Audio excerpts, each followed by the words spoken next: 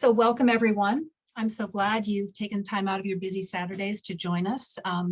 If you're some of the lucky ones who are not doing Zoom for regular meetings on a daily basis, let me review some of the basics for having this be a good viewing experience for you.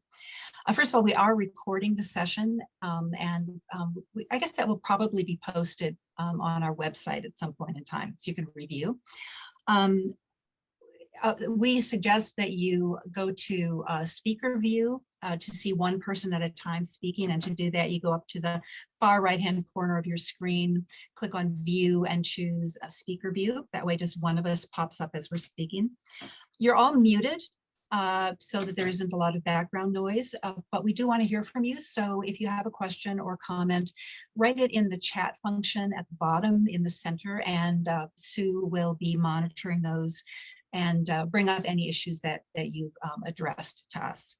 So let's get started then. This past year has been a very quiet one at Brand, and we've all missed the music, dance, art, and just general energy that comes from the many events that make up the usual calendar there. In today's meeting, we want to show you the many accomplishments of Brand and the associates in the past year and what we can look forward to in the coming months. Our agenda is a full one, as you can see. We have business to conduct and information to share, and we'll then offer a close look at the making of the Reckoning exhibit in the Reflect Space Gallery by some of the folks who brought it to fruition. So I'm going to turn over our agenda today to first to Kaylee Cannon, who's the supervisor of the Brand Library and Art Center. She's going to tell us what the Brand has been up to and some ideas of what's coming in the future. So welcome, Kaylee. Hi, thank you so much. Hi, everyone. I wanted to share a few updates and also to thank you all as Brand Associates members for your support of the visual and performing arts at Brand Library and Art Center. Your generous contributions make much of the programming at Brand possible. As Deb mentioned, the dance series and the music series, also promoting creativity and arts education through programming for children and families. So as you know, much of the in-person art and music events had to be canceled or postponed over the past year because of the pandemic. But staff have remained busy throughout this time and remained committed to offering high quality arts and music resources and services. So a few of the things that we've been working on over the past year include the Brand from Home e-newsletter that is delivered to your email inbox. It features music playlists, art and music educational resources, art projects to try at home, and recommended reading and streaming. Staff also developed a new webpage for the gallery to present online exhibits, including a virtual Brand 48, as well as a partnership with Think Space Projects as well. And then the exhibitions team also, both Brand and Reflect Space Gallery teamed up on the Reckoning and Racism and Resistance exhibit, which you will be hearing much more about later on in the program. So we're really excited to share more information with you about that project. We also, over the past year, subscribed to many new online resources to support creativity and education while at home for all of our patrons of all ages, including the craft workshops available for free from Creative Bug. You can just log in with your library card to access all of these free resources. We're also very excited to resume some of our programming as it is safe to do so. The 2021 dance series is currently in the works. It will feature online performances and an interactive workshop in June with 3 dance companies. There's Rangoli Dance Company that performs traditional dance style from India, Versa Style Dance Company, which is energetic and fun hip hop, and then Mixed Emotion Theatrix, which does a Great Gatsby themed performance. So please visit our website, brandlibrary.org. Also, you can follow us on Facebook, Instagram, or Twitter to keep up to date with all of these exciting programs and resources and services. And then finally, I wanted to share my heartfelt gratitude and thanks to my staff at Brand and Reflect Space for all of their hard work and ongoing dedication to the arts and to our community during this really challenging times. So I am, as a manager and as a coworker, I am inspired and thankful every day for the passion and enthusiasm of my colleagues in the Library Arts and Culture Department. So thank you again, associates, the board and the membership for supporting the arts and supporting our community and Brand Library and Art Center. Thank you, Kaylee. It's always nice to hear from you. Our next presenter is going to be Gary Schaefer, who's the director of Glendale Library Arts and Culture Department. So welcome, Gary. Thanks so much, Deb. And I also wish to echo Kaylee's thanks for the support of the brand associates, as well as the board in particular, and all of the volunteers that help make the library, the great inspiring village that it is. And it literally does take a village from arts and culture commissioners to literacy tutors to the brand associates and the Glendale Library Arts and Culture Trust. So thank you to everyone for your support. Libraries do change lives, and it has just been my career's passion to promote libraries and education. Greg, if we could go to the first slide. The library and my colleagues have been extremely busy during the pandemic. While our branches have been closed, we have done everything from stock what were little free libraries around the city with food, especially when food became very scarce in the beginning of the pandemic. We would walk into grocery stores, I'm sure everyone remembers, and shelves would be bare. And so we worked with several volunteer organizations around Glendale to keep those stocked with food and other staples. We also lent iPads to USC Verdugo Hills Hospital. Here's a picture with then Mayor Ara Najarian and staff from USC Verdugo Hills Hospital, where we donated these iPads so that folks in the COVID ward could stay in touch with loved ones when they were in isolation. We also distributed library cards, an active library card to every household in Glendale. So if you saw this mailer, if you lived in Glendale, you could get this card in case you didn't have one or the family needed an additional card. Still very easy to get a library card. Library cards are still free, and the library offers a wealth of online materials and resources that you can access. As Kaylee mentioned, just one of them, Creative Bug. So do please, if you don't have a library card, do go to our website and do apply for one. Next up, we've been doing, we had to pivot quickly to virtual programming. So librarians weren't necessarily trained when they got their master's in library and information science on video editing and all of that. But here is one of our children's librarians doing a program on hand washing, Miss Vivian. We also did many story times and other virtual programs throughout the pandemic. So I'm very proud of staff for how they pivoted and met the challenge. Next up was our partnership with Glendale Unified School District. We distributed over 13,000 library cards to students across the district. We continue to do that to ensure that every student has a library card. While nearly every campus does have a library, or what is sometimes called a media center, they actually don't have any master degree librarians working for the district. And so that is a gap that we fill and are happy to and proud to do that. Next up is our work with the Arts and Culture Commission. The commission funded over 30 art installations and 25 grant awards, primarily through our AHA program, as well as artist relief to organizations and others. Here's just a few examples from the Adams Square Mini Park gas station that we programmed. This was a wonderful exhibition that turned the Adams Square Mini Park gas station into the equivalent of an aquarium with these floating jellyfish. The bottom left photo is Supervisor Catherine Barger from the County of Los Angeles, and she is there with the artist Connie D.K. Lang, who put this installation in, which is still at the Central Library, and it is viewable in the evenings from the windows out front. and you can see it. This is a COVID-19 memorial called 15,000 and More, and each ingot represents one life lost to COVID. So it is beautiful but poignant. And then of course our very popular utility box program where we painted many boxes, artists did, along Brand Boulevard this last year.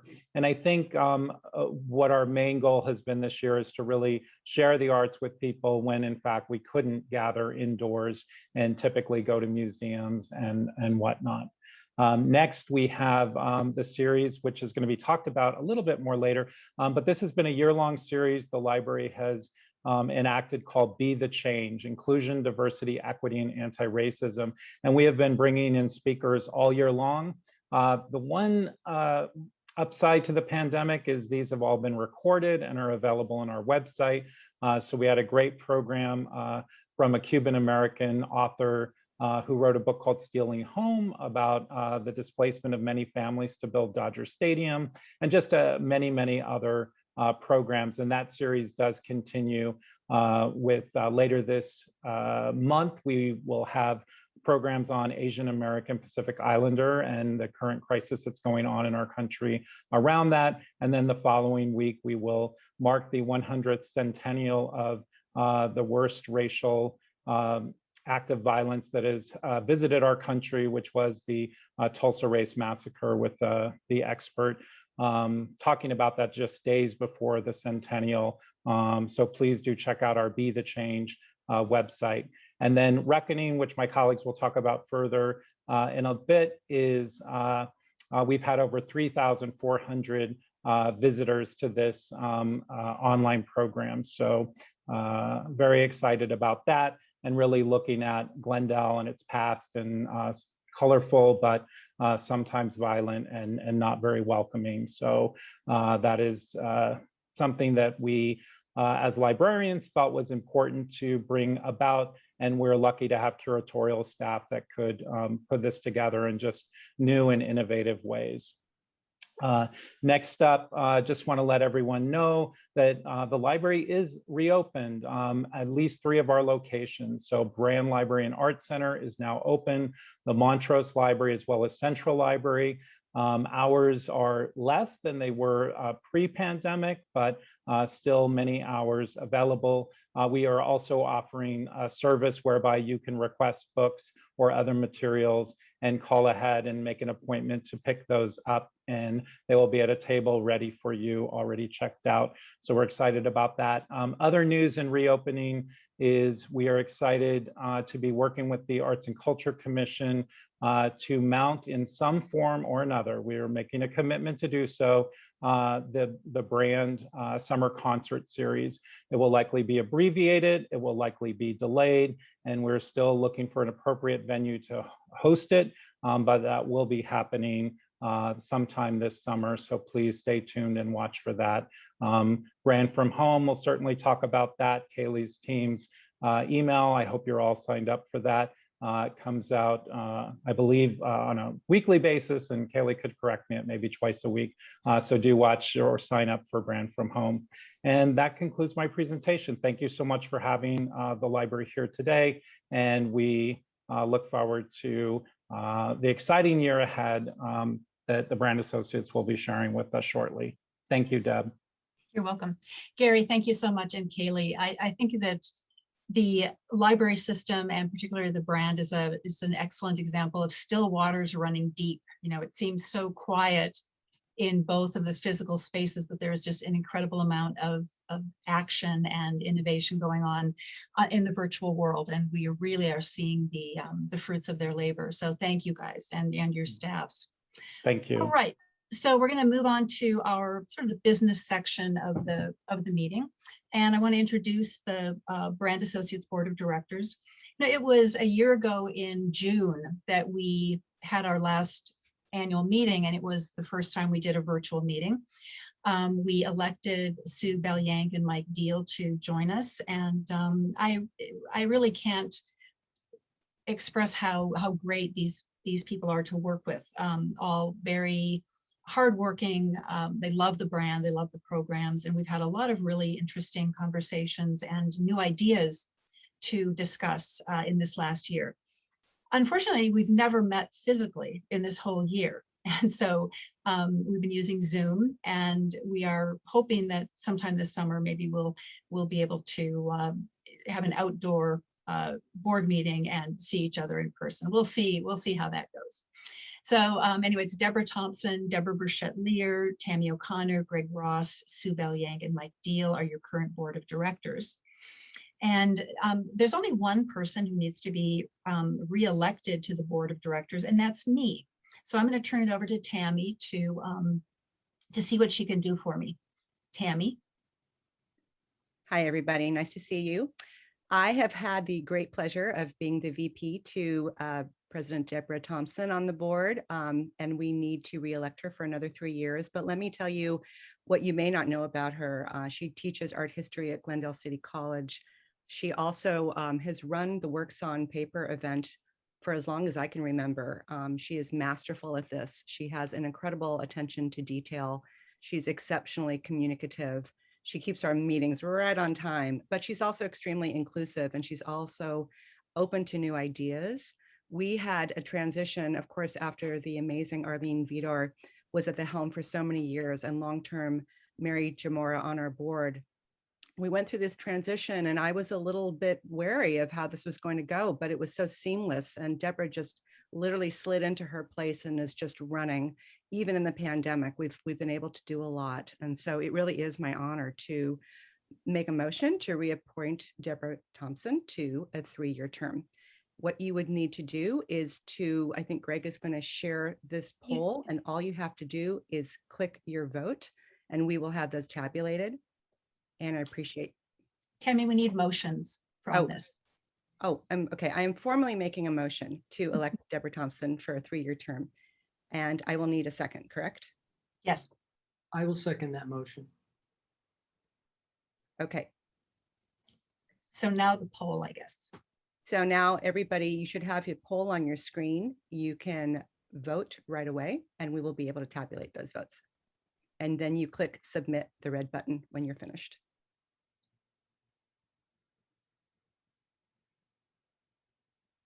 And we have a 100% yes on.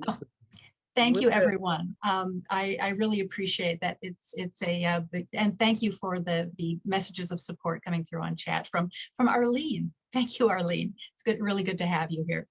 All right, so I'm happy to be on the board for another 3 years, although not necessarily as president. We'll have to see what happens, but what we do on the board is we decide what list of officers we want to have in the coming year. And for this year, we did continue with the slate of officers that we started with a year ago.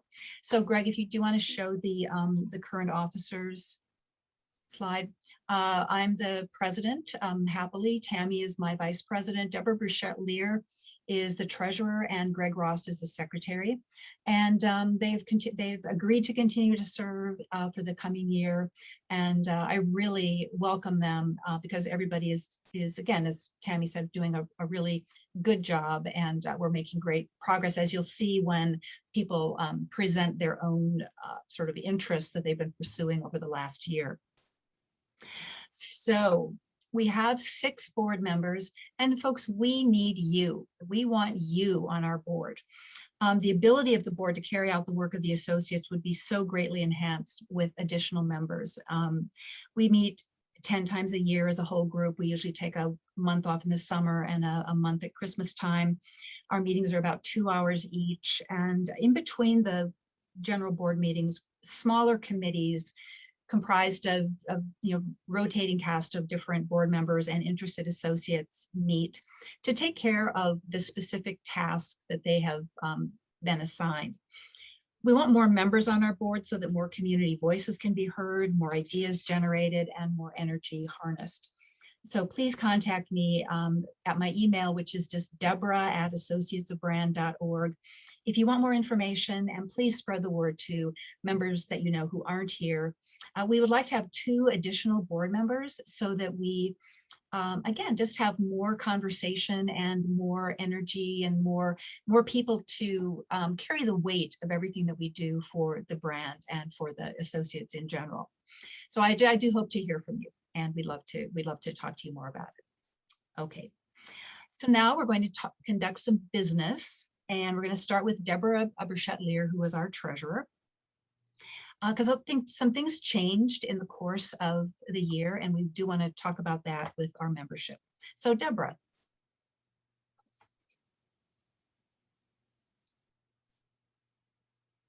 Deborah, are you still muted? Hello, everybody. Thank you for joining us today.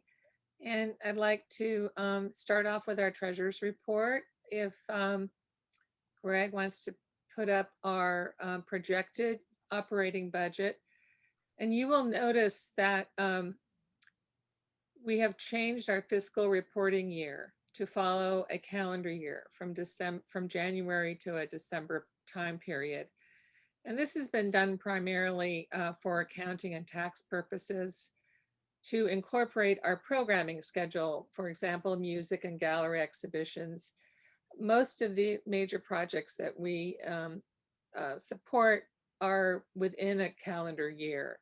And previously, the year was split up from July through June, and that was much more complicated for bookkeeping and tax purposes. So we believe this will provide a clearer budget projection, simplify the bookkeeping time and requirements, and make our accounting practices easier to report and for a treasurer as a volunteer to keep track of. So from the proposed budget for 2021, you can see with the different sections of income and expenses that we raise and expend all of our funds primarily for programming expenses listed under brand programs. A small percentage of our funds are used for basic administrative needs, accounting, insurance, as well as the ongoing maintenance of our newly updated website, which you will see later, some of the new features, outreach and social media accounts, and the recent brand art cards that we will discuss later also. Our primary goal is to fund the programs that support artists, musicians, and dancers. And also we offer some financial support for gallery installations, equipment needed for the libraries, special projects, and etc. As you can see, we have a reserve of funds that we try to maintain. And this is usually possible because of the Works on Paper show and membership donations. This past year, it's been a little bit more tough since we didn't really pursue membership renewals, giving everybody a grace period since we weren't really having that many programs. And our projected income from the Works on Paper show is projected to be less this year due to a board decision that Deborah Thompson will discuss in greater detail. So again, because of the COVID-19 situation and our scheduling subject to LA County reopening guidelines, we're hoping that some of the live programs will happen soon. And so the budget may tweak if, with things coming up in the next few months, but we feel that this is a pretty good budget for us for the year. And you can see that we are still planning the dance series that Kaylee mentioned, hopefully a One Plaza series event this summer if we can, and then open house and some of the other projects that we do, including the Works on Paper show. So if you want, Deborah, can I? yeah, I'm gonna step in here just briefly. We have some graphs to show you that make this a little bit clearer because it's a little bit complicated graph here. The very good news is that we're starting. Greg, can you go back? I think the very good news is that we started our new fiscal year with a healthy amount in the bank. You can see we started on January 1st with $76,000. This was largely due to programming expenditures that were very few during the shutdown. And you'll see that our income projections versus total expenses have us running a deficit for 2021. And Deborah mentioned briefly a couple of the reasons, but let me go into a little bit more detail about one. We do anticipate reduced income from memberships. We lost members during the shutdown, and we didn't pursue renewals. There was nothing on offer for our members to really participate in. And I think we just were not on people's radar as much for renewing their memberships. It's going to take time to rebuild our numbers. Second is the reduced entrance fees for Brand 49. And so we reduced entrance fees across the board, and we offered an option for a full free fee waiver for artists who requested it. Our feeling was, after long discussion, that the shutdown of galleries, museums, and exhibition spaces has created an economic hardship for artists, especially emerging and marginalized artists. And we wanted Brand 49 this year in particular to be welcoming to a broader range of artists. So given these changes in realities, you can see that we're not quite sure how many artists will take a waiver, or really how many artists will even have entering Brand 49 this year. So there's a range of income from Brand 49 that's given here under the Works on Paper show on the left column. And depending on how much we get from the Works on Paper show, our deficit could be anywhere between $5,000 and $15,000, depending on how much we can actually bring in income. The good news is that we feel that for 1 year we can handle that deficit and have plenty of reserve in our bank account to still adequately fund and meet all the commitments to brand programming in 2022. We will also always be trying to really look for grant possibilities and other kinds of donations that will help support us. So if it looks alarming, the difference between total income and total expenses, we've considered that, and we feel that we can end the year 2021 with plenty of money in the bank to get us, give us a good start in 2022. Okay, so we can look at the graphs now, Greg. Thanks. So Deborah, do you want to talk about the pie charts that you put together here? Well, I think sometimes, as Deb said, this is a little bit clearer just to sort of see where our income generally comes from. And donations means memberships, and Brand 49, it would be the artist fees and possibly of sales of artworks. And then the other two sections are general donations and sales, like of postcards or catalogs, brochures, things like that. And then if you go to the expenses, you can see that the majority, over almost 70% of our expenses are for the programs. And then the administrative costs this year was a little bit higher because we have revamped the website, which you've seen some of that already just by probably going on, but we've done some major changes to the membership ability to join online and pay online and have a renewing subscription that it would automatically review, which we will show you later. And the good news is right now we started off the year with about $76,000, and right now we are at $70,755. So we've actually had some members renewing, and I wanted to thank many of you who are on this Zoom today, because you renewed just because you love the brand, because I didn't send you a notice saying please renew. And so I'd like to thank Arlene Vidor, Bonice Turner, Elaine Wilkerson, Elise Kafayan, Joseph Bartush, Mark Malocci, Marcia Hanford, Patty Silvershire, Stephen Meek, and Saria Pereira. Your memberships and just your continued support is so important to the livelihood and success of the brand. And we especially love it when you come and are able to participate in all the events and volunteer your time. These are also valuable in-kind contributions. And you'll see when we get to the membership online renewing process now, we have some exciting ways that you can stay connected with us. Many of you have been members for over 20 years. And so we really appreciate your being a part of our family and hope you will continue to be so for as long as you can. Thanks, Deborah. So let's go into now what's going on with the website and the membership report. So just if it's not already clear, Deborah Lear is responsible for a lot that supports our organization as treasurer and membership chairperson. And this is an area, particularly membership, where she could really use some help from other board members or from associates themselves. And so we've tried to really help her out by streamlining things on the website.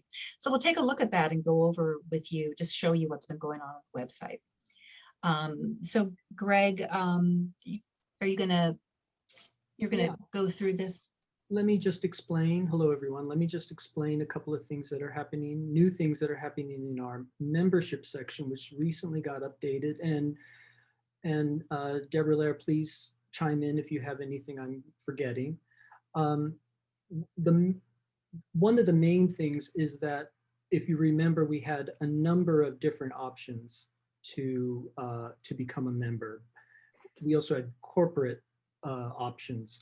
So what we decided to do was simplify everything quite a bit and bring it down to four membership levels: friend, supporter, contributor, and patron. The main change about these four is that they are now all automatically renewing memberships. So when you become a member, within a year's time, it will automatically renew at that same level. Now, when it's coming time for renewal, you will be sent 2 emails, I think one a month before and one 2 weeks before, reminding you that your credit card will be charged again. At those times, you have the opportunity to either cancel that membership if you so wish, or what we were hoping is that you will upgrade the membership at that time and renew. If you don't do anything, it'll automatically renew at the same level.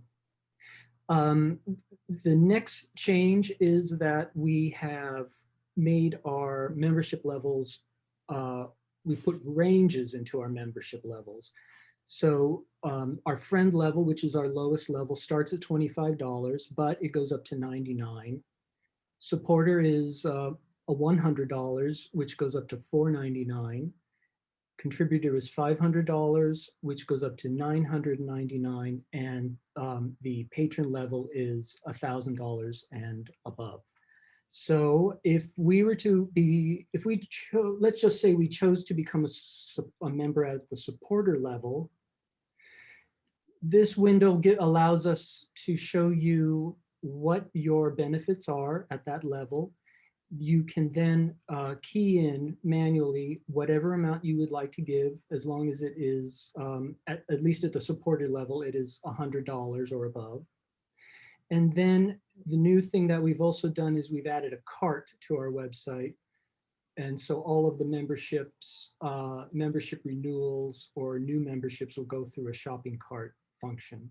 So if we add that to our cart, you will then see what your order is.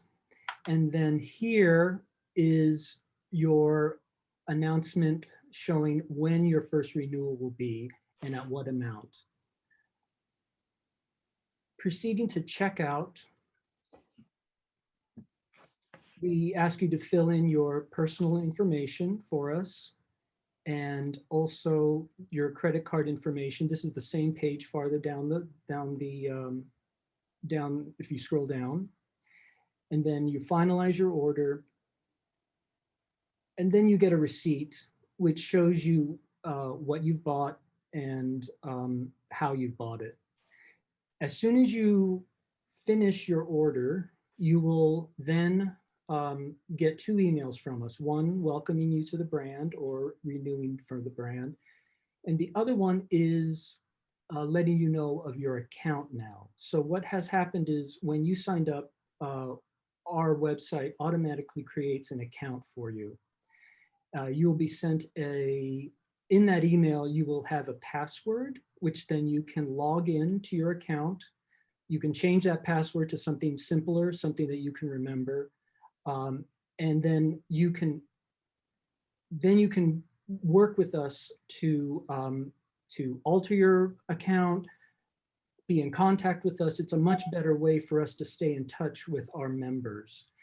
We're also doing this because since Deborah Lair is handling both treasury and membership,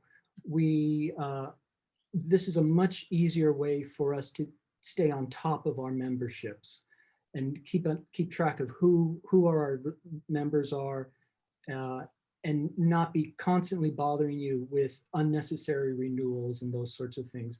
So our goal is to really ask all of our members to start using the website to renew and pay for memberships. That way we can just have better command of that data, and then it also lightens Deborah Lair's load quite a bit, dramatically. Okay. That's the big change to our membership section this year. It's been a very long haul to make this happen. And I just renewed my membership. It works really well. And I think that we're really happy. I hope you will be happy with how easy it is to use our website online. So thank you, Greg.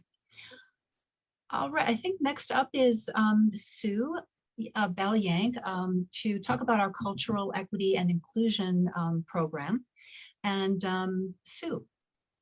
Hi, everybody. I just wanted to highlight before I jump into this that Mark on the chat asked a great questions about memberships and donations being matched by companies where the members may work.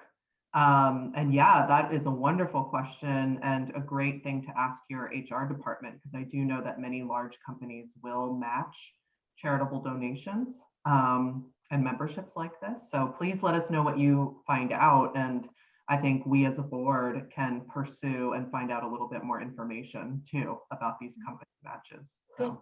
Thank you, Yeah. Mark. Thanks, Mark.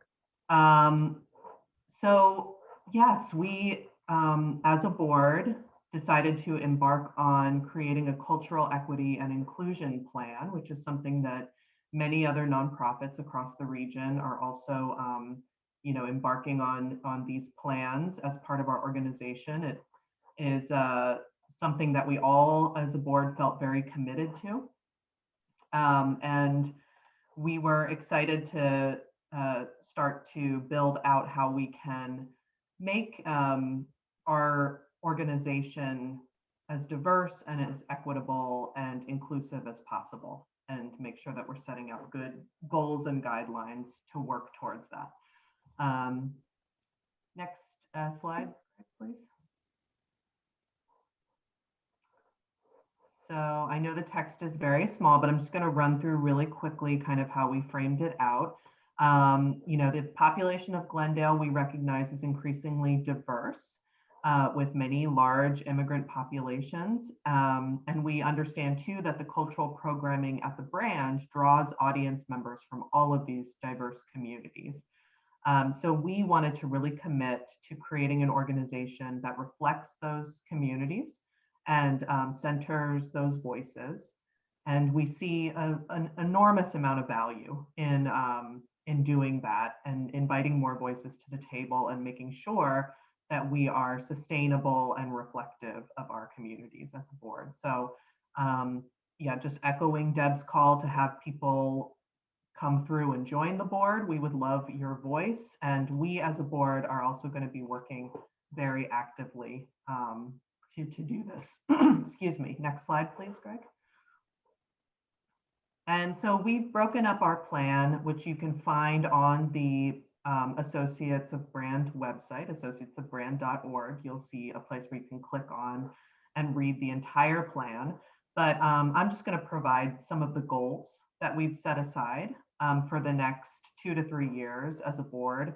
And we'll be checking in at this annual meeting about how we're doing on these goals. And we broke our audience basically up into 3 parts, which is the board, our members, and artists who are part of the Works on Paper show. So our board, the goals are basically to grow our board, but also be really cognizant of having board members that are younger, under 35, and from some of the populations that we know are well represented in Glendale, Korean American, Latinx, Black or Armenian American communities, and making sure those voices are at the table. If you have folks to recommend, if you yourself identifies from one of those communities, we would love to hear your voice. And also just to continue to be educating ourselves in diversity and anti-racism education so that we are really well prepared.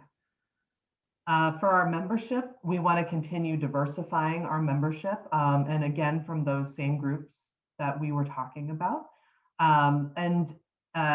Along with that, we want to really commit to increasing language accessibility, making sure we have programming information in multiple languages that are well represented here in Glendale, and working with the library on the cultural relevance of the programs, which I think the library is doing a fantastic job of. And we're going to continue to make sure that we are actively recruiting new members from these groups. Next slide. And then finally, with the artists, as Deb had mentioned earlier, we want to really make this exhibition very relevant, welcoming, and accessible, which led to us, reducing the fees for this year and allowing for a waiver, and making sure that we're finding ways to outreach really proactively as well to our communities, which Tammy will talk a little bit more about. But making sure that, we are really getting the word out to many different groups, and the diversity of all of the cultures that are represented here in Glendale. All right, next page. So next steps, we want to continue to align with the Brand Library and with the Glendale Department of Library Arts and Culture, which is embarking on its own DEI process right now. CEI and DEI are very similar. One is diversity, equity, inclusion, and one is cultural equity and inclusion. And then we want to, some of these things we've already been doing. So implementing the flexible fee structure, more accessible membership sign up, and then a robust community outreach.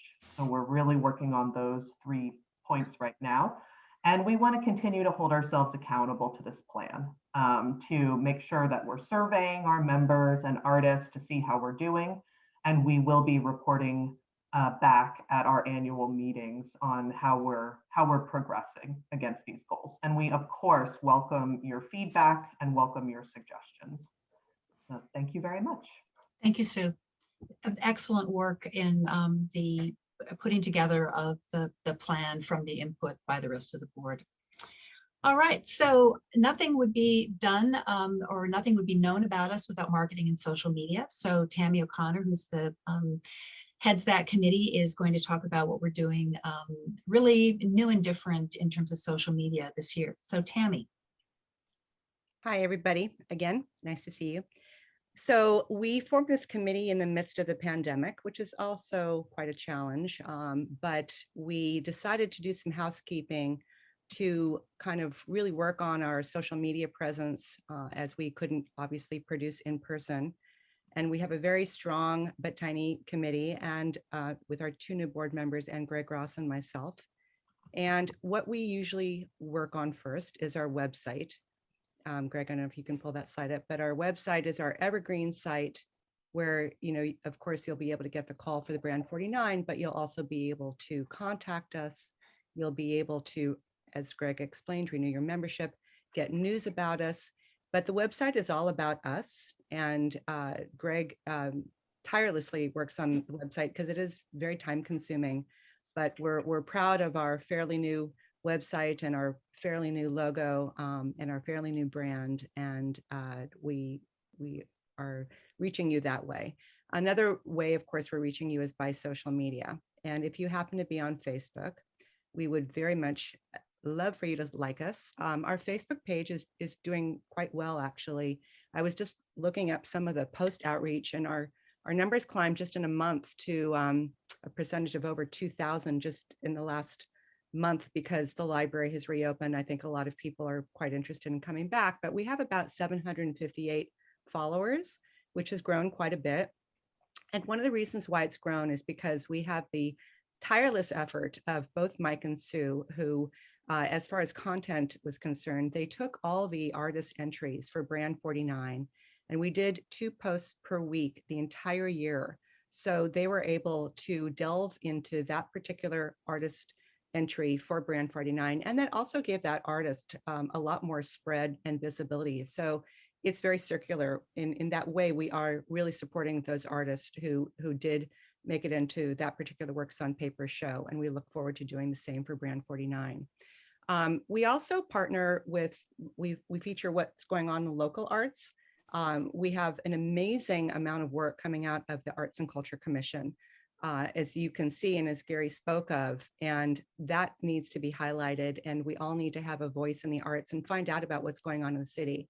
We also partner, of course, with Library Arts and Culture. We want to showcase what they're doing. And another thing the other thing we're doing is the Instagram, which you can go to, Greg. So we have about 125 or so followers on Instagram, which is on your left. Our posts are exceptionally visual and gorgeous, and I would invite you to follow us as well. And for those of you who either are or aren't on social media, just recently, our committee decided to do a monthly update, and you probably received your first one in your inbox, and that was your April 21, 2021. And what that does is just gives you a little bit of a nutshell of what we're doing with 4 bullet points so that you can be updated on what's coming up, what to save the date, and we're going to be releasing those probably around the third week of each month. It may vary, but that's something that's kind of new. And as we climb out of the pandemic, we do want to figure out how we can spread our partnerships. We will be looking, once we can go back and actually have events at the Brand Library, and we're obviously going to start working on Brand 49. That's very much part of our program that Deborah will speak about later. But of course, what happens after 49 is 50, and that's going to be a really big deal to have the 50th Works on Paper. So we invite you not only to brainstorm with us, but you don't have to have a background in marketing and social media to be on the committee. We need everything and anyone, and I must tell you that members like Stephanie Schuss, who gave us a tremendous amount of time and energy. I just don't know if she's on the call today, but I do want to give a shout out. But it's a great way of engaging with board members. If you don't feel you have the time or capacity to be on the board, you can always join a committee as a member. You can also funnel us ideas. We will also be looking for new partnerships with all of our CEI initiatives that Sue mentioned, and doing a lot of outreach in various ways. So we look forward to getting back as we head out of the pandemic and do more. And if you ever have suggestions, you can also just go on the website under the Contact Us button. We will get your message and respond to you. And if you have any questions, please let me know. Thank you, Tammy. This committee is small but mighty. They really worked hard. It took them 7 months to get all of the artists from Brand 48 their individual posting, and they just finished, I think, last week. It was a really big project. So thank you, guys.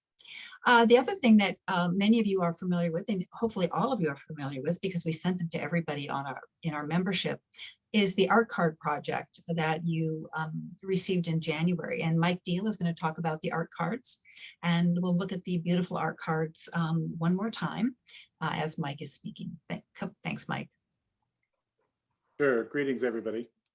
As Deborah said, you all, or at least all but the latest of our members, should know we had some greeting cards printed and sent out to each household. We did that because during COVID, we were unable to help the brand present music or dance programs or open the gallery for you to see Brand 48. And we wanted to do something for the membership. Soon, I'm happy to announce, we'll be making a limited number of these sets available for sale. We'll have them on our website and intend for them to be available at the library too. The details are yet to be worked out. We've discussed undertaking similar projects in the future, that is, hiring a local artist to create something on behalf of our organization. We're going to give you, our members, first access to these cards, and we'll let you know when the online store infrastructure is set up on our site to process orders. We hope you'll take advantage of the opportunity to support your organization and specifically our future efforts to support local artists. Last but not least, I encourage you to take a look at the terrific work of photographer Jose Aguilar, who incidentally also took the board member portraits on our website. Jose's site is, you'll see it here. I'll spell it out, joseaglr.com. Thank you for your support. Thank you, Mike. We all were thrilled at the beautiful images that Jose created for us, and I hope that you enjoyed them also. We'll let you know as soon as we can about when you can buy additional sets on the website. So that should be within the next couple of weeks. I look forward to that. All right, I'm up next with telling you a little bit about Brand 49. First of all, let me just point out that Mike Deal, who you just heard from, was the person who came up with this absolutely beautiful logo for Brand 49. And he doesn't know it yet, but Mike, you're going to be tasked with making something equally or even more beautiful for Brand 50, because we're really looking forward to have a lot of visual presence for Brand 50 in the coming year. So Brand 49 had started its open call on April 1st, runs through May 23rd. If you know of anyone who has not gotten their information about the call, you can access the prospectus on our website, and it is done through the callforentry.org website, the CAFE website. It's very straightforward. I mentioned about the fee waiver and the reduced fees this year, and just as a kind of eyeballing it, about 10% of our artists are taking the fee waiver. The opening is September 11th. As many of you know, and many of you joined us for this, we had a very successful virtual opening and exhibit for Brand 48. And we made that transition from pointing to a physical exhibit to a totally virtual exhibit in like July of last year, when it was clear that nothing was going to be happening physically in the future. So it was very successful. We're currently planning to have a physical Brand 49 with an in-person opening and physical show. Fully realizing that there will have to be COVID accommodations needed. If it turns out that our state and community has to take a step back from opening, we are nimble enough now to be able to make a switch sometime in the summer to totally virtual again. But fingers crossed, we'll be able to meet together in some way to enjoy the artwork and to see it in person this year. Our juror this year is Marvella Muro, Director of Artistic Programs and Education at Self-Help Graphics and Art, which is located in East LA. Self-Help was founded in 1973 and has become the preeminent place for Latinx printmaking and training. Marvella brings a very trained eye for works on paper and is really sort of, our relationship with Marvella and Self-Help Graphics is a really good one for us to bring us notice of the brand entity to a different kind of community, a different area of the Southland, as well as bringing notice to their artists of what might be on hand for them in the brand. So we're really looking forward to working with her and Self-Help Graphics. Okay, so that is the end of our business section, and we are right on time to go into a program that we thought would be interesting for our members, which is to take a closer look at the making of Reckoning, Racism and Resistance in Glendale and in the Reflect space at the Central Library. So Tammy and Ara will let you get started. Welcome everybody to the program portion of the meeting. I wanted to be able to have you meet Ara, Shannon, and Kaylee personally. So let's throw it to them very briefly so they can just introduce themselves. You can put the name to the face and tell us just a little bit about what you're doing and what you're doing for the city. All right, can we start with you? Yes, sure. Thank you very much, Tammy, and thank you very much for inviting me here to talk about this exhibition that is really a very important exhibition for me. I am I'm one of the co-curators of Reflect Space Gallery at the Central Library. The gallery was created when the library was renovated in 2017. And there was a need for the community to have a space where we can talk about certain issues that the community wanted to talk about, specifically having to do with the Armenian genocide and other kinds of human rights issues. And so the space was created to be this inclusive kind of space where issues of that sort can be presented with art and archive. And myself and my co-curator, Anaid Oshagan, who's also my wife and my better half, we started doing exhibitions in that space in 2017. We've done exhibitions on Korean comfort women, on indigenous rights, Japanese internment, slavery, obviously anti-racism, several Armenian related exhibitions. We've done now, I think, over 20 exhibitions in this space addressing these different kinds of issues. And I really feel fortunate to be able to do this kind of work, to bring these kinds of issues that are close to my own practice as an artist and to our audiences in Glendale. Thank you, Ara. Shannon, can you come on and tell us a little bit about the work at the brand and your work in particular? Sure, absolutely. I'm Shannon Curry-Holmes. I'm the exhibition supervisor at Brand Library and Art Center. And I run all of the gallery operations at Brand. And unlike, I loved working this exhibit, we were able to work with the Reflect Space and Ara and Anahid. And at Brand, we tend to focus our attention on contemporary art of artists that are living and working in our community of Southern California. And we don't necessarily have like a narrowed topic. It's we exhibit artwork,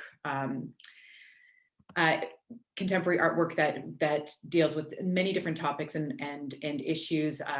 But this exhibit that we did with Ara, it was really a wonderful thing to be reflecting on the city of Glendale and some social justice issues within the city of Glendale in particular.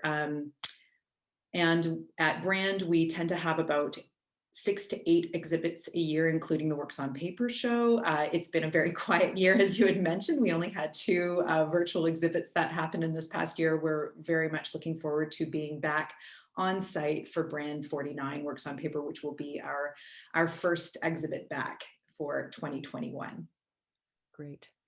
And Kaylee, I know we met you earlier, but if you just want to pop on and say hello or a brief anything, we would love that too. Sure. Hi, everyone. So I'm Kaylee Cannon, the Senior Library Arts and Culture Supervisor at Brand Library and Art Center. I also oversee the Reflect Space Gallery at the Central Library, working closely with Ara and Anahid. I started working for the city of Glendale in 2014 after Brand Library reopened after its historic renovation. So it's really been exciting to be part of the city and part of all of these arts and cultural initiatives over the past few years. So looking forward to our discussion this afternoon. Thank you. Okay, Ara, I think you're going to be able to give us a little preview of what we're going to see today. So instead of me speaking about the exhibition, we were very fortunate, and we'll talk about how this whole thing came about, that we had this tremendous curatorial team for this exhibition that combined Reflect Space, Brand, not only curators of Brand, but also other researchers at the library to make this really, really ambitious exhibition happen. So instead of me talking about it, when we made this, of course, we had professional video producers, artists who make video work on our in our group, very fortunately, and they were able to help us make a trailer. And so I'm going to play the trailer for you, and then we can go into the discussion.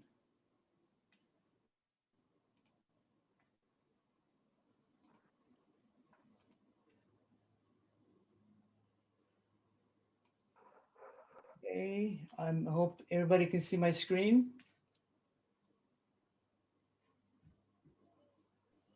Yes. Yes.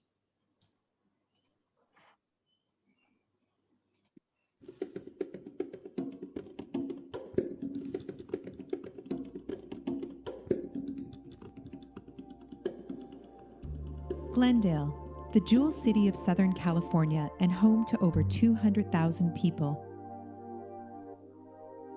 For many, Glendale is a place of hope and prosperity, but the city has a history of racial discrimination. Glendale wasn't a place where Black people lived. Sundown towns were created to keep Black people in their place. We were only good enough to be their servants, to work in their towns for them. But once the sun went down, we needed to get out.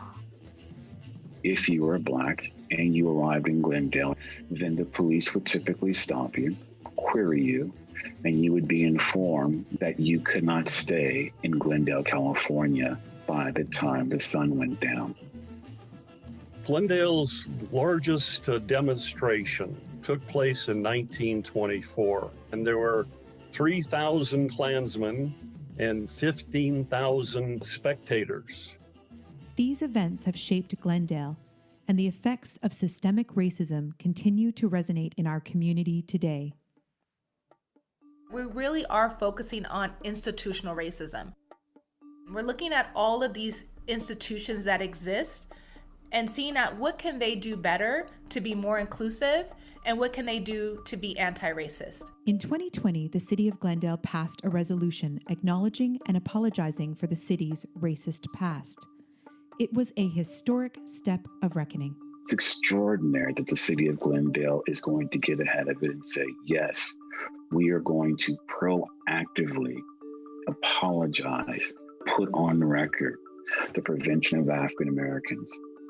Glendale Library Arts and Culture presents Reckoning, Racism and Resistance in Glendale, a virtual exhibition exploring the library's archives to examine the city's racist history, the resistance to that racism, and our current moment of reckoning. In order to provide viewers a way to navigate the incredibly complex story, the exhibition has been divided into 6 episodes. We invite you to explore the archives and learn the history of Glendale, because the better we understand the past, the better we can shape our future.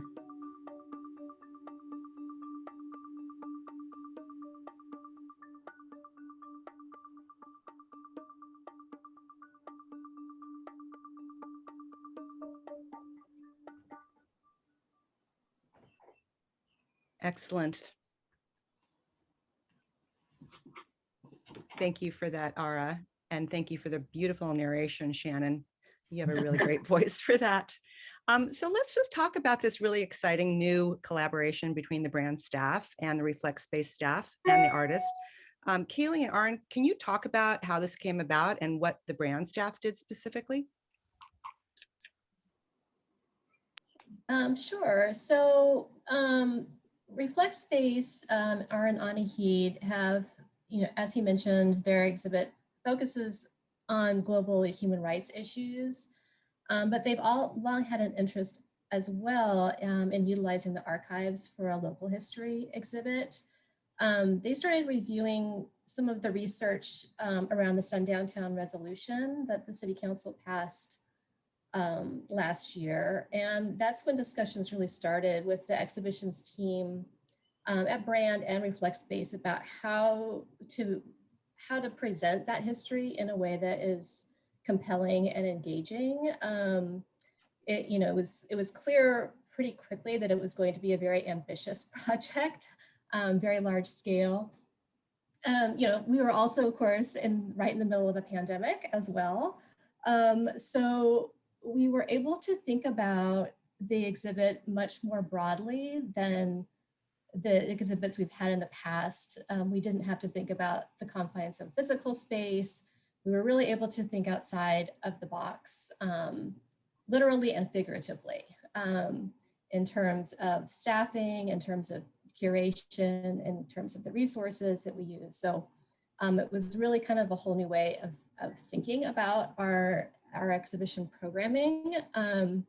Library staff were also included in the project and lent their expertise to do additional research for writing, the rights and permissions process as well for using materials from other institutions. So it was really a collaborative and interdisciplinary project that, in some ways would not have happened during, our more normal times, I guess, if I can put it that way. It was much more comprehensive and ambitious, not only in terms of the staff that were involved, but also our engagement with community partners and with city partners as well to realize this project. And, I think the outcome really speaks to how open everyone was to sharing ideas and trying new approaches, and how effectively the team worked together to realize their goals and visions for an exhibit that, that actually has a very broad global reach. So we're really excited about that. So. Yeah, in fact, we have all across the United States, people are visiting our site. Internationally, also all the way Europe, Armenia, Korea, people who have already connected with Reflect Space. And I want to tell a quick backstory about how this whole idea germinated. So when I first started at Reflect Space, we would always be at the library. The history room was right next to our office. And one day I was walking through and I saw these two boxes in the history room that said KKK on it, and then Nazis in Glendale. I was like, interesting. I was like, what is this? And Laura Maltinolich at the time, who was the archivist at the library, said, well, this is our archives about these issues. And I think all of us have this sort of, or before this exhibition, we all had this kind of vague idea of there is this sort of race past in Glendale, but nobody really knew directly. And here were these two boxes, maybe it was more, I can't quite remember now, of archival material about this issue, about this very important human rights issue right under our noses. And here's us charged as curators at Reflect Space to talk about these issues. And so to do an exhibition using the archives of the institution in which you are actually working, and the archives of the community itself is something, and to deal with this important topic is something that was really, really compelling to me. And we had a grant to do an exhibition actually in 2019 about Glendale, and this discussion, this idea came up. I remember Gary and I had a meeting. We were talking about the exhibition, and I said, maybe we should include some of this history.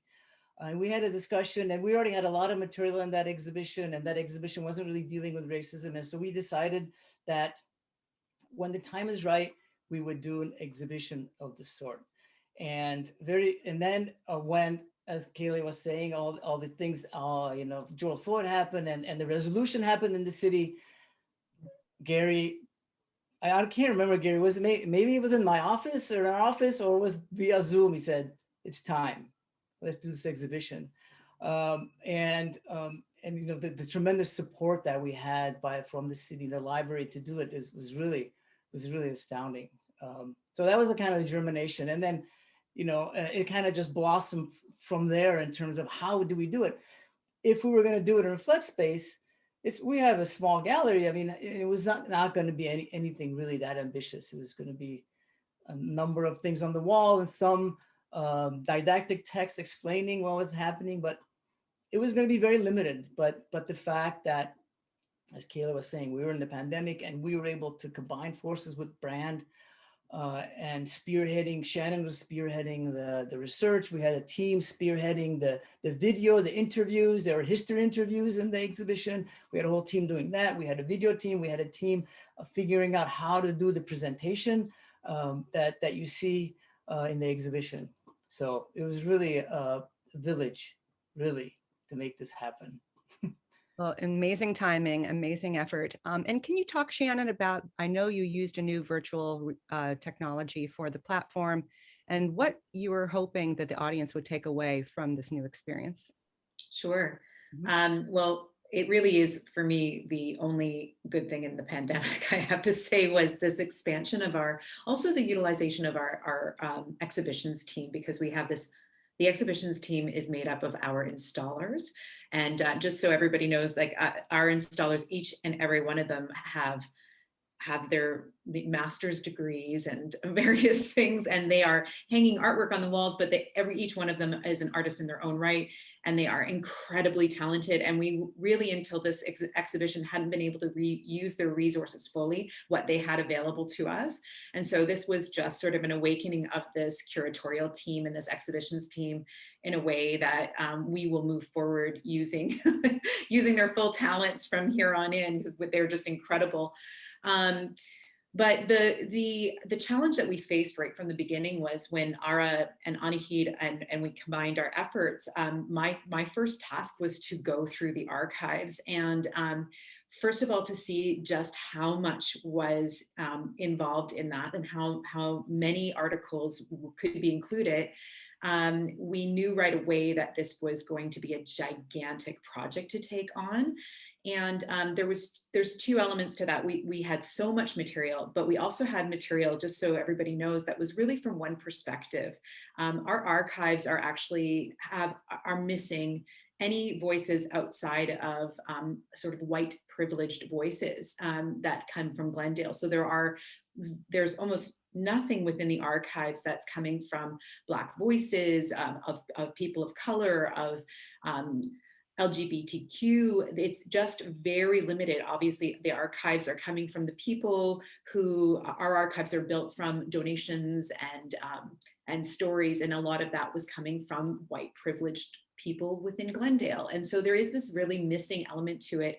And so at that point, we also realized that we would need to branch out a little bit further and look for archives in other collections. And that's what Kaylee had mentioned, is that we did end up really collaborating with other organizations and outside resources to try to fill out the archives even more, which made the quantity, the number of things that we had, articles that we had to present was amplified by however much. And so the challenge that you were asking about is that, these are in boxes in the library archives, or in these dusty boxes, and people don't get to see them. And so the challenge and that we were faced with the pandemic and being virtual was actually real. It made it possible for us to take these images or take these archives and present them in a virtual way, so that then they would be accessible to anyone and everyone. Our challenge is that we didn't have access to them physically. And so a lot of it is just whatever had already been scanned into the library archives. I think I had Gary go into the library and take photographs with his cell phone at some of the articles to be included, because we were on shutdown. So that was a challenge, that we didn't actually have physical access to even the paper archives. And making this, and all of the videos were made over Zoom. All of the videos were made over Zoom. There was no actual contact with any of the people that we interviewed or anything else. So that was something, it's remarkable how well it turned out. That just shows how great the team was. But the new technology is this portal. And the reason why it was important for us to include modern day Glendale is we really wanted to have a connection between the archives that happened, in the early 1900s, some of them, or even the 1800s, late 1800s, to connect with what's happening in Glendale today, so that it's not this abstract idea. It's something that's happening now, and that there's systemic racism of the past is still happening. It's systemic, it's still here in Glendale. So it's really important for us to find a way to connect current day Glendale with these archives and make that accessible to people now. So that's really what we try to do within this platform. And it's an exciting platform. Really exciting platform. It was amazing. And to see how you did this during the pandemic, rich, juicy stories. So I'm sure during your experience, each one of you found some amazing story that you found really interesting, and you might want to talk about that particular story about how Glendale's past was uncovered. So maybe Kaylee, we could start with you. Was there one story that you found really interesting and sparked your curiosity or your astonishment? So I think the thing that I found most meaningful and thought-provoking was how closely connected the history of Glendale is to national and international history, and how policies that are developed on the state or the national level have direct consequences in our own community, and over a long period of time as well, you know, like the redlining practices in the past. So that was interesting to think about. And also understanding that hate groups and systemic racism are not just a problem, you know, with the KKK in the South or Nazis in Germany. You know, we're not isolated or immune from any of those issues. And so I think looking at our own history, even if it's uncomfortable, and being able to talk about how we got to that place and what we want our future to look like. And that's just all part of the important anti-racism work that we're doing in our communities. So. Talking about the truth. Thank you for that. And what about you, Ara? Was there one particular story that stood out?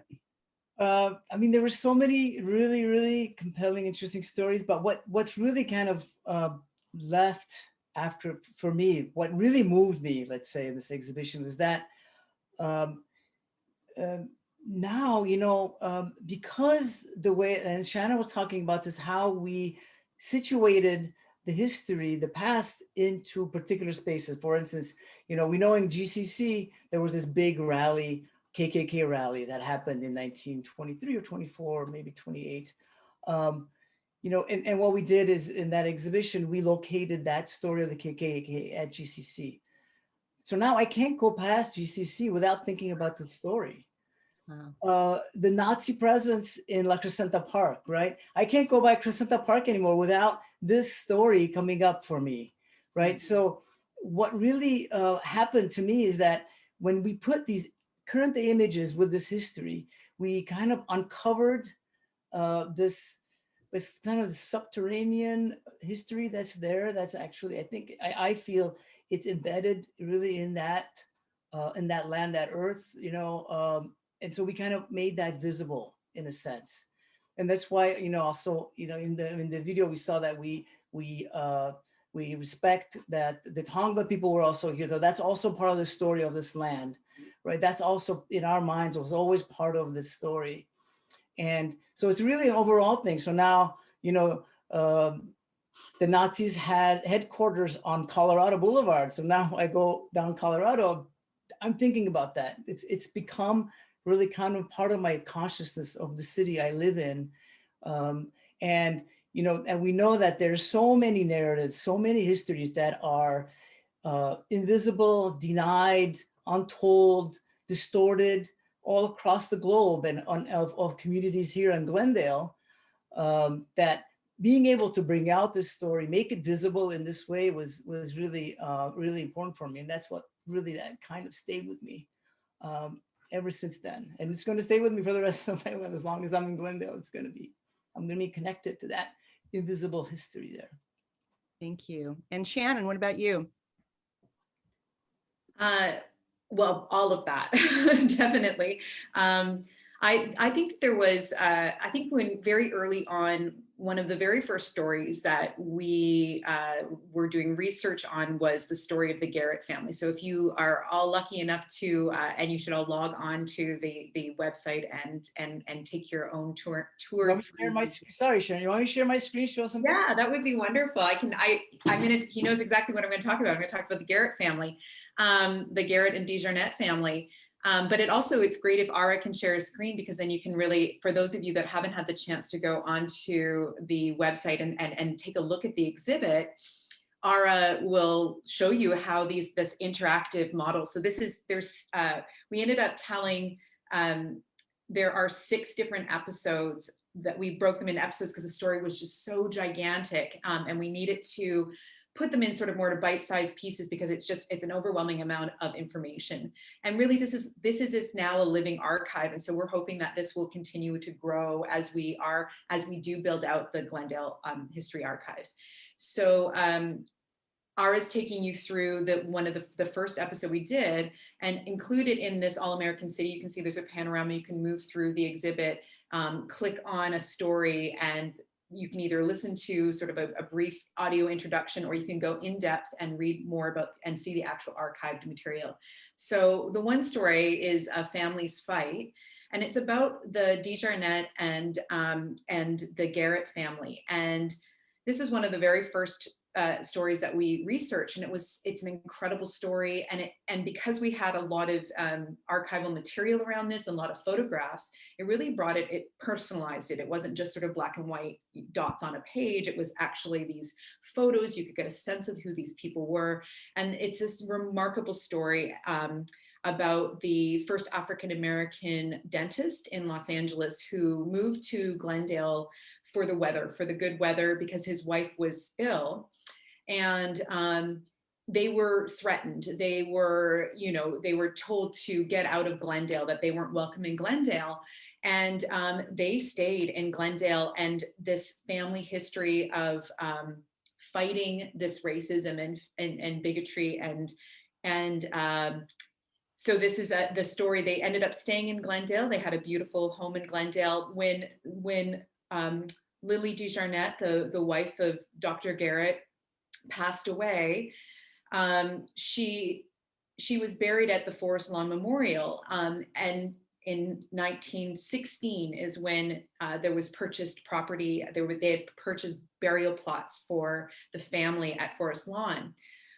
Cut to the next year, Forest Lawn was bought by a different company, and they put racial restrictions on the burial plots. So if you were Black, you were not allowed to be buried at Forest Lawn. But of course, Lily DeJarnette was already buried there.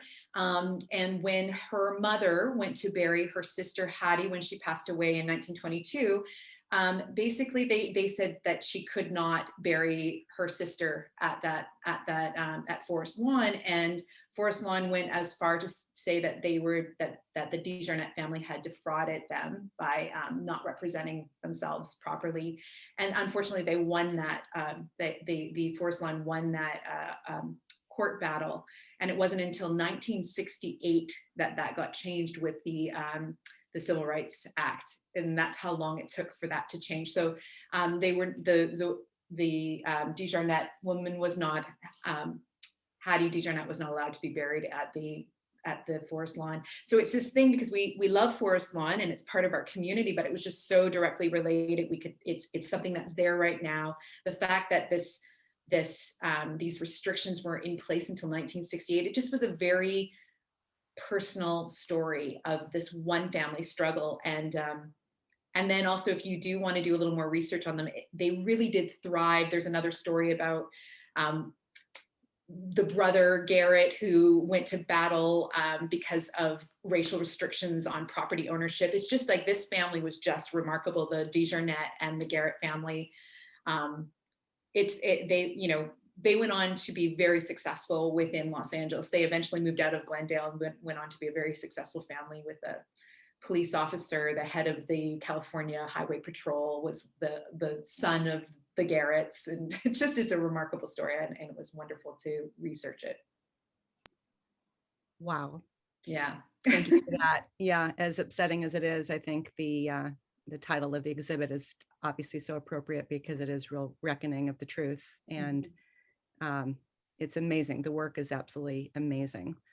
And I understand that April Bay, the artist April Bay, is going to have a street pole public art piece. And I'm not sure how this is coming out of the reckoning exhibit, but Shannon, could you just tell us a little bit, forecast that for us?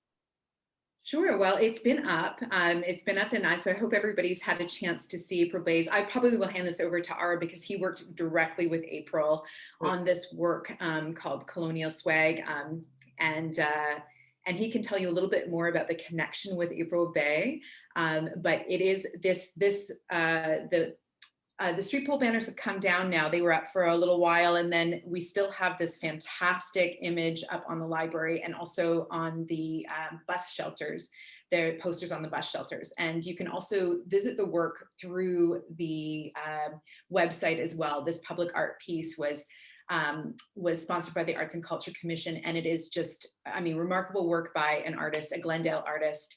And they physically used the archival materials to create this remarkable image. But I'll hand it over to Ara to talk a little bit more about April's work directly.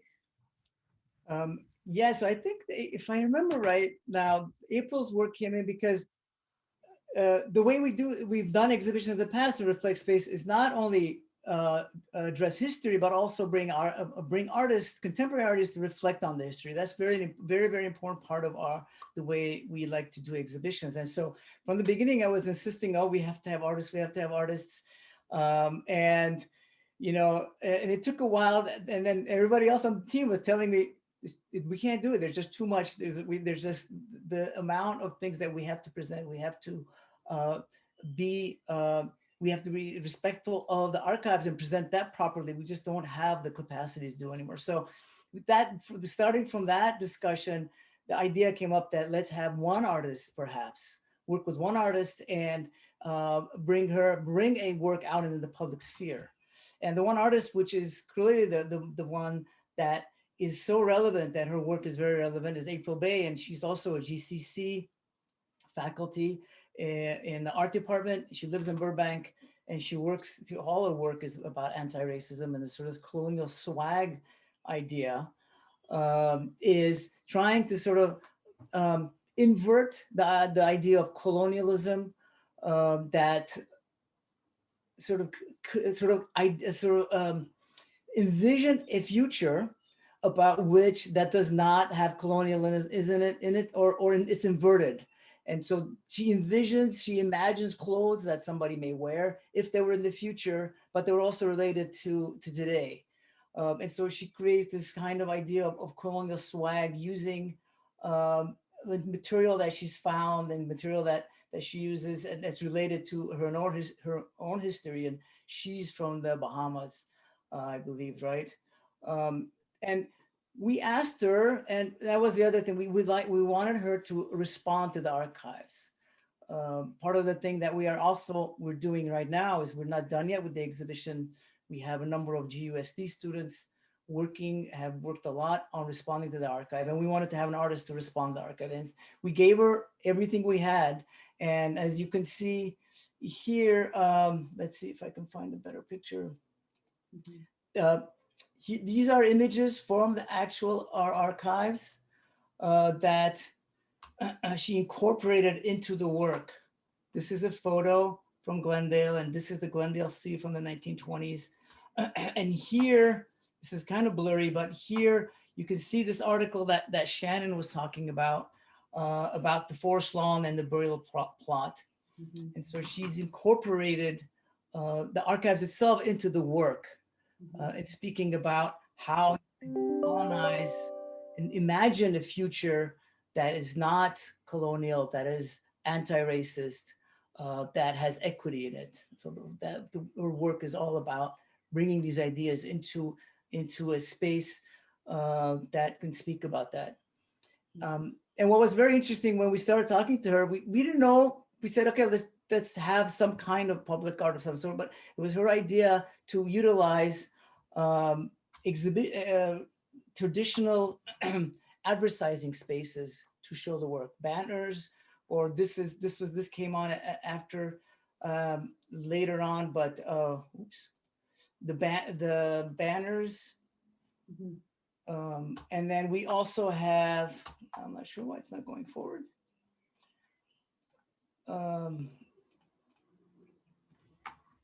We also have bus shelter posters that should be up this week. I haven't seen them yet myself, but they should be up this week. And so the idea was to not blanket, because we don't have the budget to blanket, but at least have presence of this work all over Glendale. There are bus shelter posters in Montrose, South Glendale, all over. These banners themselves were actually on brand only, but to take this work out into the public in general, all of Glendale, and have people refer back to the exhibition to learn more about her work and the exhibition and this our moment of reckoning. Excellent. Okay, and if members have not seen the full exhibit, how long will it be up virtually? And tell them a little bit about that and how to access that. It'll be up as long as we have electricity, I think. Yeah. And I just wanted to say, just to tag on to Ara, we do have this GUSD response. We're planning a virtual event for the end of May. And so we hope to have the exhibit up. It will be its own portal. So it will be accessed through the same point, which is reflectspace.org/reckoning. And that's how you get to the exhibit. And so the GUSD response, again, like Ara said, we were looking for artists to look at the archives and then create contemporary art based on their feeling of it, or even using some of the archival materials. So we partnered with Glendale Unified School District. And so we're very, very excited to see what the students came up with. They also were asked to write a statement about it. So it's not just the work, but also their words. And that's we're all different mediums. So that's also performance based as well, video, things like that will be included. And so you can look to that for the end of May. We'll have the exhibit up, and we haven't quite confirmed the date of the event that we're going to have, but we will be having the students talk about their artwork. We'll have a selection of students talking about their artwork at the public event as well. And so keep an eye on the website, on the Brand Associates website, or the brand, or the Reflect Space website, and we will make an announcement about that event. We're really excited about having that response from GUSD. Well, thank you, all of you, and your staff, and your dedication and your brilliance to put this and showcase this work. It's really been an incredible enrichment and experience to have this.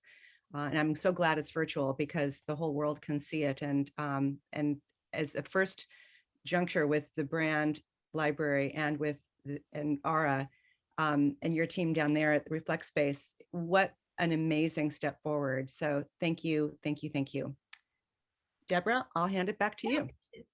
I will also send my thanks to the panel and to Tammy, and just for the wonderful work that everybody did over a very long period of time to make Reckoning the very dramatic and informative and disturbing artwork that it is. So I do hope more and more people will take advantage of accessing that and understanding what's been going on in Glendale. So that's the end of our program. And I just want to end with just a couple words here for everyone. So, you know, the remainder of 2021 will, we hope, see a gradual and careful return to the vibrant Brand Library and Art Center that we all know, love, and support. In addition, the board has plans to offer some art wanderings this summer. And if you remember, we've had in the past, when we could all get together, visits to various museums and galleries that were not on a regular basis, but kind of an incidental event for people to get together. We're looking at a number of interesting possibilities for small groups of associates to get together to explore the art scene, both near and far. So look for information on our website, and we'll send you notices through Constant Contact for things happening this summer sometime. We will continue to support Brand and the Glendale Library Arts and Culture in their search for a plan and venue for the return of some form of plaza series this summer. And so keep your eyes peeled for that event coming up too. I really do believe that something will happen on a limited scale and somewhere in Glendale. So thank you for joining us today, and we value your ongoing membership and support, and we hope to see you soon. Thank you so much for everybody joining in, and we'll see you soon. I really do believe it. Take care, and that's it.